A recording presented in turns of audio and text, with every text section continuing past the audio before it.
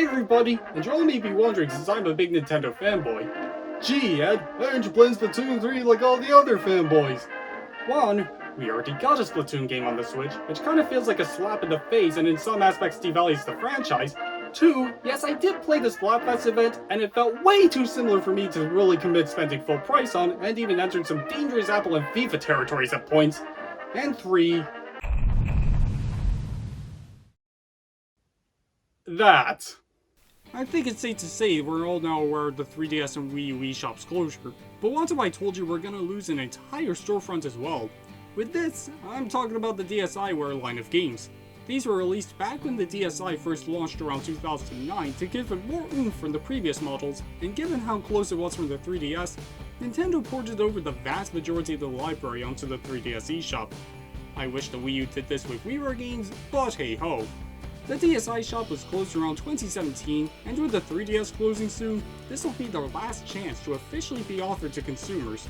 A final death, as you will, and that's a shame. Now, I already covered the DSiWare game before on this channel, and here, I want to dedicate this video mainly on DSiWare games, and take a bit of a break from the 3DS and Wii U, as some of these games are just as worth picking up as others. And here, I also want to find out why it's not as briefly discussed as other games. And now let's take a look at some DSiWare games. The Game & Watch games. These releases are more or less simple ports of the original LCD handheld games with the artwork, tortured animal noises, and everything. Each game costs $179, and for what you pay for, is honestly okay. But the Game & Watch Gallery games on Virtual Console are much better investment. Each has multiple games, and some even having modernized versions with Mario characters. So this must be the Squid game everyone was talking about. Plus, Manhole is unlockable in WarioWare Gold. Not bad, but there are better alternatives.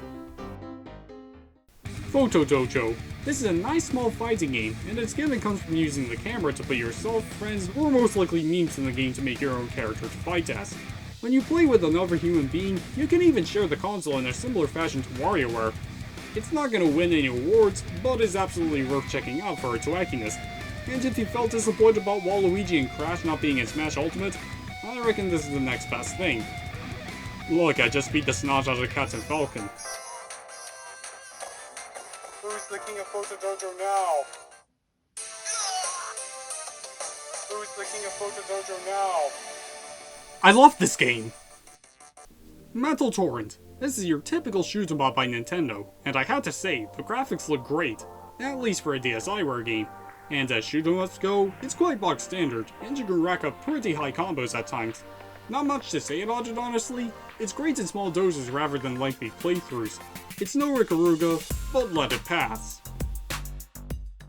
On the DSi shop to help bolster the library, Nintendo and sometimes other companies released a good amount of games that had a retail release, just with less content. Those being the A Little Bit Up series, or Express for US viewers. Whether for brain training, 42 all-time classics, Puzzle League, Magic Made Fun, Nintendo Touch Golf, and even some WarioWare mini-games and the 10 Electro Plankton games each having separate £2 releases. For some of them they're pretty redundant now given how dirt cheap some of these games are. But interestingly enough, A Little Bit of Dr. Mario is the only game to not have a retail game. And this is it. It's literally A Little Bit of Dr. Mario, only having the score mode and versus.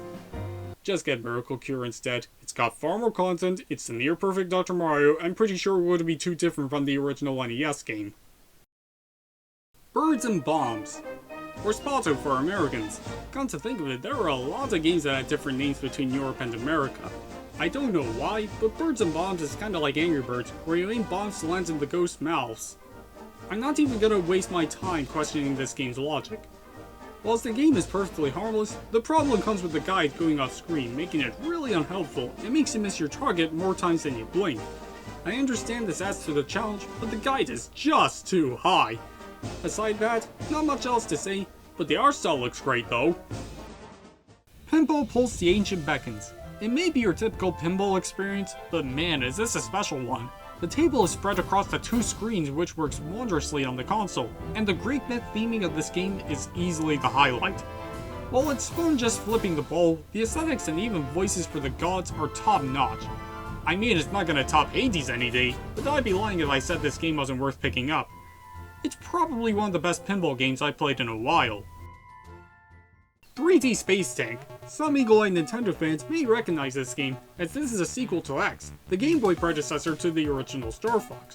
And what a vast improvement it is. A much higher frame rate, actual graphics, and pretty big levels.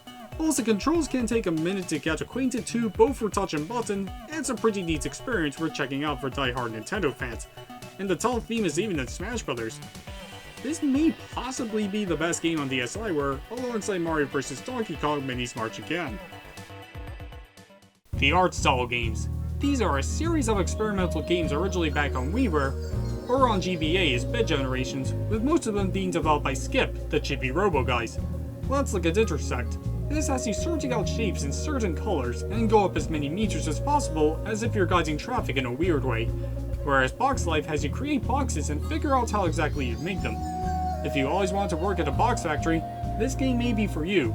And finally Picopict, where this puzzle game has you revealing NES sprites by using colored blocks to match descending shapes. And those were just some of these games, and all of the ones I just covered are worth checking out, really addictive and some of the best pick up and play games DSiWare can offer. Aurora Climber. This has you control a spar to climb up to the top and avoid obstacles. It reminds me a lot of that one WarioWare minigame. Whilst basic, the game is surprisingly addictive, and really satisfying when grabbing a ledge from falling a great height, and the stages have a neat amount of variety. And for something priced under 2 bones, it's a must-buy! I've been talking about WarioWare a lot in this video, haven't I? WarioWare. And funnily enough, there is a WarioWare game on here, Snapped, which utilizes the DSi's camera. You boot it up, pledge your allegiance to the United States, and soon discover that the camera is as responsive as a customer support hotline. It takes a good minute having it recognize you, and microgames are at best okay and unplayable at worst. And there aren't that many in the game at all, just like 20, which is insulting for this series. And not to mention, the game makes you look like a complete buffoon. Like, am I playing a WarioWare game that utilizes the DSi's camera, or murdering an invisible family of possums? I haven't tried out the cat and Anna stages, but wish me luck finding someone who wants to play WarioWare Snapped with me! And want to know how much this measly tech demo costs? $4.49! I couldn't say the baby seal with that kind of money, but no, it just had to feature Jimmy T. But in fairness, despite these, it's still WarioWare at the end of the day, a franchise that's never scared to experiment. And because of these and its obscurity, it's actually worth picking up. And those are just some of Nintendo's offerings. With some of them, you could really tell they were cashing in on the iPhone's then rise in popularity. And now, let's see how different third-party support is in comparison. Rayman, the star to everyone's favorite neglected video game mascot. Oh. I think we can all agree that we have a bit of a love-hate relation with this game. The music and visuals are gorgeous and still look great by PS1 standards, but it has a pretty notorious difficulty spike. The DSi port is the entire PS1 game, which is pretty impressive for a handheld in 2009. More health for Rayman, and it even uses the camera for checkpoints to show how pathetic your life is. Putting aside screen crunch, audio compression, and potential conspiracy theory fuel, this is my preferred way of playing the original Rayman. Now, who remembers the video game Dark Void?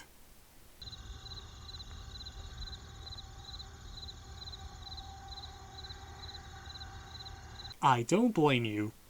Around the game's release, Capcom also released Dark Void Zero, a demake spin-off akin to the NES era, and acts as if it was a long-lost NES game to promote Dark Void.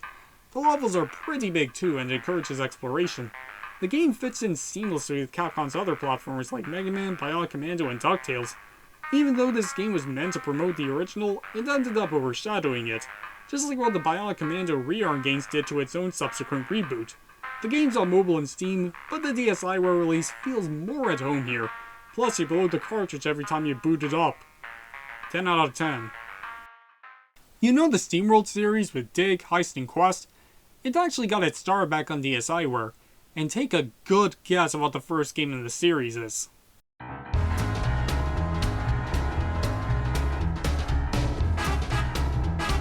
Did somebody say a tower defense game? Yeah. That's where it all started. While it's just your typical tower defense game and can have some frustrating moments, it's a must-buy for SteamWorld fans watching. Unlike other games in the series that got fastly ported onto other consoles, tower defense is only on DSiWare sadly, so you may want to get this game to preserve SteamWorld's roots. Dragon Quest Wars. Now right off the bat, I friggin' love Dragon Quest, with 11 being one of my all-time favorites. This is a tactical RPG spin-off made by the Fire Emblem guys. The game is some good fun and has a surprising amount of depth and strategy, giving a surprisingly tough challenge at times. The game even has multiplayer too. This is by far one of the best games on the service, and I'd honestly love to see a more expanded version on Switch, or even mobile would work well.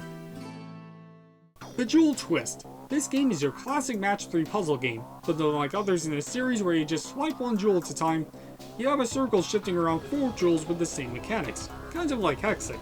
The game is just as addicting as others in the series, and makes sense for this kind of release. But the thing is, it had a retail release on DS. This port just has less content. Obviously it's preserved physically, and also Steam, and just recently, I believe Podcast delisted all of its DSiWare games. I had Bookworm on my wishlist, and I can no longer buy it, and I can't find Twist on the storefront anymore. So rest in pepperonis, Podcast's DSiWare ports. I would talk about Shantae Risky's Revenge, but thankfully given its popularity and critical reception, has been ported to other consoles, including the Wii U. But the other best games on DSiWare developed by WayForward have got to be Mighty Flipchance and Mighty Milky Way. Flipchance has you swapping between layers of areas to reach the goal. This game works flawlessly on the DS's 2 screens. It can really make you think about where to go next, the ghost of your character on the bottom screen is incredibly helpful, and just like WayForward's flagship Genie, this game has a lot of charm. Sadly, this is the only way you can play this game. It is a part of the PlayStation Minis line on the discontinued PSP, but is also compatible on the PS3/Vita in North America. But who knows how long those storefronts have got. Whereas Milky Way has you helping a Martian jump between meteors to reach the ends of the goal. It's also really charming and has some occasionally good brain teasers, plus the Martian speaks French. Très bien, jeu video. Both of these games would lead on to the mighty Switch Force games. Unlike Flipchance, this game is stranded on DSiWare unfortunately. So yeah, these are the best third-party games to get on DSiWare before it's too late. With that, the DSiWare line of games was pretty interesting to say the least.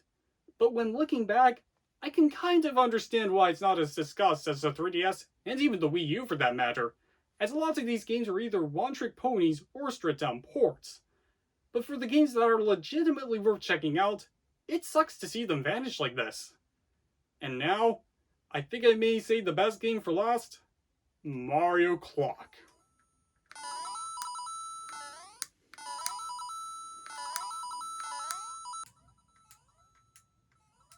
Okay, let's try Mario Calculator.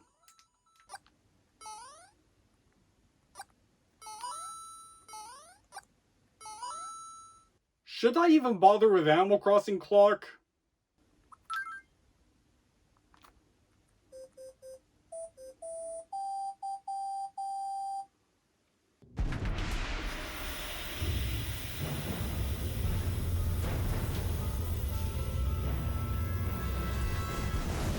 Thanks for watching!